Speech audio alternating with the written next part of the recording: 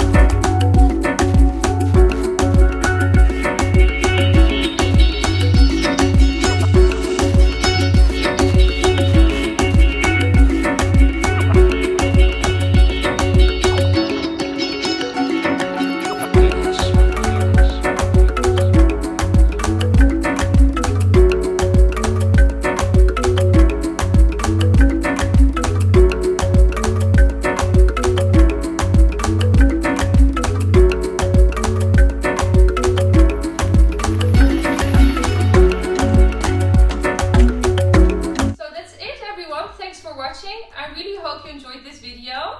And let me know if you try this recipe out and if you love basil and mozzarella like me. And don't forget to leave a comment in the comment section and follow me on Instagram, Facebook and YouTube.